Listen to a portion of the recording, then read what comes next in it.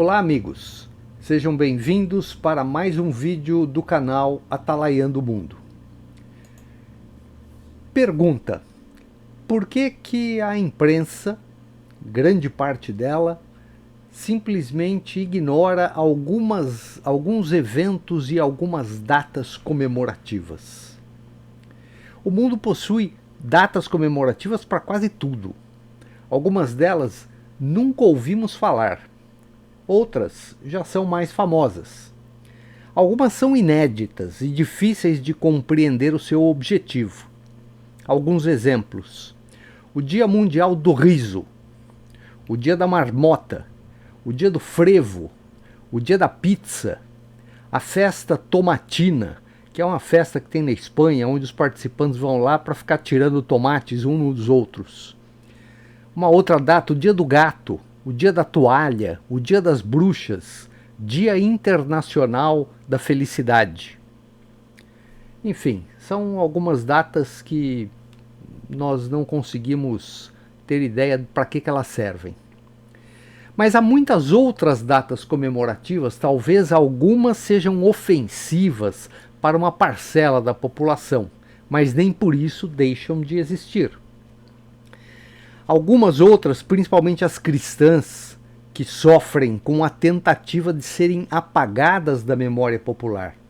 Por exemplo, Natal, a Páscoa.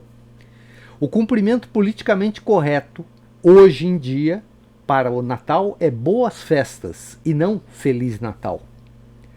A Páscoa virou para uma grande parte da população, o dia do coelho ovíparo que choca chocolates cheios de surpresas. Sim, é isso que virou a Páscoa para grande parte da população. Talvez com exceção do Dia de Ação de Graças, que é comemorado principalmente nos Estados Unidos e por grande parte da população evangélica mundial, essa talvez seja uma data que, de certa forma, ainda é divulgada e celebrada. Entretanto, há datas às quais nunca ouvimos falar, que nossa cultura atual ignora, não fala, talvez esconda, pois não se adequa aos valores dessa sociedade doente que vivemos, que abandona valores eternos em troca do aparente e provisório. Exemplo disso é uma data que é comemorada nos Estados Unidos desde 1953, chamado Café da Manhã Nacional de Oração. A seguir eu vou ler um pequeno trecho da Wikipédia que explica um pouco da história desse evento. O Café da Manhã Nacional de Oração é um evento anual realizado em Washington, D.C., geralmente na primeira quinta-feira de fevereiro. O fundador deste evento foi Abraham Vereide. O evento, que na verdade é uma série de reuniões, almoços e jantares, acontece desde 1953 e é realizado pelo menos desde a década de 1980 no Washington Hilton, na Connecticut Avenue, em Nova York. O Café da Manhã Nacional de Oração, realizado no Salão Internacional de Baile do Hilton, recebe anualmente cerca de 3.500 convidados, incluindo convidados internacionais de mais de 100 países. Até 2023, era sediada por membros do Congresso dos Estados Unidos e organizada em seu nome pela organização cristã Fellowship Foundation. Desde 2023, o evento oficial é organizado pela Fundação Nacional do Café da Manhã de Oração. Ele foi criado para ser um fórum para que a elite política, social e empresarial se reúna e ore junta. Desde o início do Café da Manhã Nacional de Oração, vários estados, cidades dos Estados Unidos e outros países estabeleceram seus próprios eventos anuais de café da manhã de oração. Bem, eu não sei quanto a vocês, mas eu desconhecia esta data tão especial até a semana passada. E fiquei agradavelmente surpreso que exista E lamento que este tipo de evento não seja divulgado, acompanhado, prestigiado por mais governos, inclusive o brasileiro, e a imprensa em geral. O rei Davi sabia da importância de orar a Deus, de pedir a sua orientação, as suas bênçãos, como líder da nação de Israel. Nosso mundo atual abandonou Deus e preferem orientar-se pela sabedoria humana, de conselheiros, especialistas, consultores, cientistas. Preferem isso do que refugiarem-se sob a bondade, misericórdia e sabedoria divina, que está pronta a conceder suas bênçãos àqueles que sinceramente e com fé a solicitam. Bem, neste ano, no dia 5 deste mês, a primeira quinta-feira de fevereiro, ocorreu este evento e contou com a participação de Nayib Bukele, presidente de El Salvador. E ele fez um discurso que é um testemunho de fé e glorificação a Deus. E fico imaginando como seria este mundo caso mais governantes tivessem esta visão e dessem testemunho aos seus cidadãos sobre o poder e misericórdia de Deus, incitando a população a adorá-lo e obedecê-lo. Talvez alguns possam pensar: mas isso ele fez para ficar bem na foto. É fingimento. É só para conquistar eleitor, é para enganar. Ele tem interesse por trás disto. O Estado é laico. Enfim. Pode até ser verdade, mas o fato é que o testemunho foi dado, a palavra foi compartilhada, a glória foi concedida a Deus e não ao homem. Se isto não foi sincero por parte do palestrante, do Nayib Bukele, se ele falou só da boca para fora, o fato é que, mesmo assim, ele serviu aos propósitos de Deus. Não nos esqueçamos que Deus já fez isso no passado. Utilizou de governantes pagãos e ímpios para que a sua vontade fosse demonstrada, fosse realizada, seu poder e majestade fosse apresentado e a sua soberania fosse demonstrada, como fez com o faraó do Egito, quando da libertação do povo de Israel, nas conquistas na terra prometida relatadas em Josué e Juízes, nas ações de Nabucodonosor e de Ciro, nas profecias de Daniel, algumas delas que hoje já se tornaram história, porque elas já foram cumpridas. Eu quero compartilhar com vocês o discurso que o Bukele fez neste evento. Porém, não é possível eu apresentar aqui o vídeo com o discurso dele. O YouTube não permite que eu faça isso. Eu não posso reproduzir aquele vídeo. Dessa forma, eu fiz a tradução do discurso e vou lê-lo aqui para os amigos. E após, fazer alguns comentários. Deixei abaixo na descrição do vídeo o link do discurso original para quem quiser assisti-lo, e eu recomendo que o façam para ver a repercussão que houve na plateia. Existem vídeos que estão legendados em espanhol. Então, após a vinheta, vamos ao vídeo desta semana.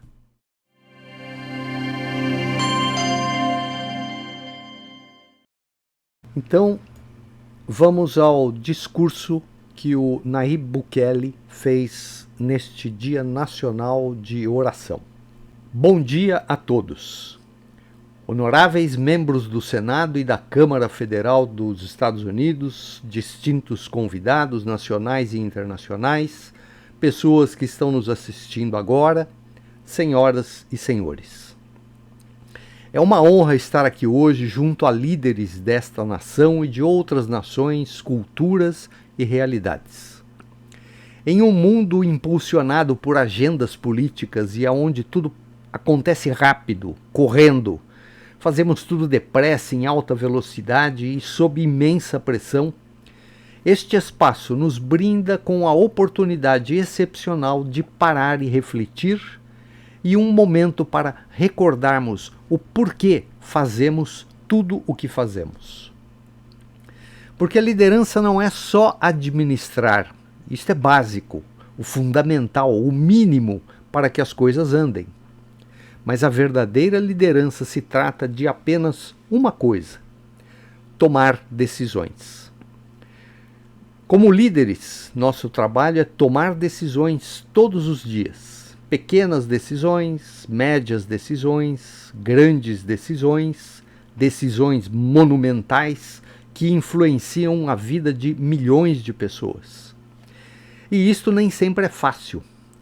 Tomar decisões corretas nem sempre é fácil e requer, sobretudo, uma coisa. Há uma passagem na Bíblia, e sei que todos a conhecem, e esta passagem me parece sumamente importante para os que estão em qualquer posição de liderança. Nos fala de quando Salomão subiu ao trono. Deus lhe aparece em um sonho e convida Salomão a lhe pedir aquilo que o seu coração mais desejava. Como sabem, Salomão poderia ter pedido qualquer coisa: riqueza, poder, vitória sobre seus inimigos ou uma vida longa com saúde e felicidade. Mas ele não fez isso. Não pediu nada disto. Ao invés, Salomão pediu sabedoria para poder servir bem ao seu povo. E Deus lhe respondeu. Salomão pediu sabedoria quando poderia ter pedido riqueza e honras, e por isto Deus lhe concedeu uma sabedoria extraordinária, além de lhe conceder também tudo aquilo que não havia pedido. Creio que esta passagem é atemporal. Os líderes não deveriam pedir a Deus riqueza, nem fama, nem posse material. Os líderes deveriam pedir sabedoria. Há uns dias atrás tivemos a honra de ser o país anfitrião do primeiro café da manhã nacional de oração de El Salvador. Ali compartilhei um pouco do milagre que vivemos em nosso país. Como sabem, El Salvador era a capital de homicídios do mundo. Assim diziam, a capital de homicídios do mundo. Era o lugar mais perigoso do mundo inteiro. Agora é o país mais seguro de todo o continente. Então falávamos um pouco do milagre que estamos vivendo em nosso país. Nossa experiência nos tem ensinado que é impossível uma mudança tão grande sem a intervenção de Deus. A transformação de El Salvador, especialmente em segurança, não é apenas resultado de decisões humanas. Sabemos que somente foi possível graças a Deus que realizou um milagre através de nós. Damos glória a Ele. Ele nos guiou para tomar decisões chaves, inclusive nos momentos de maior escuridão. Algo que muitos não sabem é que nosso inimigo não era apenas de carne e osso, mas também espiritual. As gangues não apenas assassinavam, violavam e extorquiam, também prestavam culto a Satanás, literalmente. Quando íamos às suas casas para prendê-los, encontrávamos os altares que tinham para rituais satânicos. Tudo está documentado. Publicamos as fotos e os vídeos de imediato. Mas por alguma razão, os grandes meios de comunicação decidiram que não valia a pena fazer a cobertura disto. Sabemos que as gangues em El Salvador eram satânicas e que rendiam culto ao diabo, e algumas dessas gangues estão aqui nos Estados Unidos. Trazer segurança para a nossa gente significa defendê-los disto, defender os inocentes desta praga, priorizar a segurança das pessoas honradas, proteger os que buscavam paz e tinham que enfrentar a maldição das gangues. Se Deus fez assim por El Salvador, pode fazer o mesmo em todos os países do mundo. Mas primeiro, devemos pedir sabedoria. Todo aquele que testemunha o que fizemos no país, vê homens e mulheres valentes que trabalharam duramente, lutaram ainda mais e valentemente puseram suas vidas em risco. Valentia incrível. Mas não teria sido nada se Deus não quisesse que vencêssemos a batalha. Ganhamos primeiro a guerra espiritual. e esta vitória se traduziu no mundo físico. A guerra que ganhamos aqui é apenas o reflexo da guerra espiritual que ganhamos primeiro. Cada batalha, cada luta, cada guerra que vale a pena, primeiro deve conquistar-se no plano espiritual para poder se manifestar no mundo físico. Há uma outra frase célebre na Bíblia: prepara-se o cavalo para o dia da batalha, porém do Senhor vem a vitória. A vitória reside nele. Isto ele está citando Provérbios 21, 31. Continuando o discurso do Bukele. É por isso que hoje não viemos pedir prosperidade, riqueza ou fama, mas por sabedoria. Sabedoria para todas as pessoas aqui presentes, para todos os homens e mulheres em posição de poder, para todas as pessoas que tomam decisões, para os que elaboram políticas, para os empresários, para os homens e mulheres que influenciam direta ou indiretamente a vida de milhões e milhões de outros seres humanos. Liderança nunca implica em tomar decisões a favor de poucos, e muito menos por interesse próprio. Implica em tomar decisões que apoiam e protegem nosso povo e honram o encargo que nos é dado. Nossa experiência nos ensinou que governar não nos obriga a termos sempre todas as respostas, mas nos obriga a buscarmos a sabedoria de Deus, a buscar sua orientação antes de tomar qualquer decisão. Nos obriga a nos prepararmos da melhor maneira possível e lembrar que, em última instância, quem nos dá a vitória. Que Deus dê sabedoria a todos os líderes do mundo e nos abençoe a todos. Amém.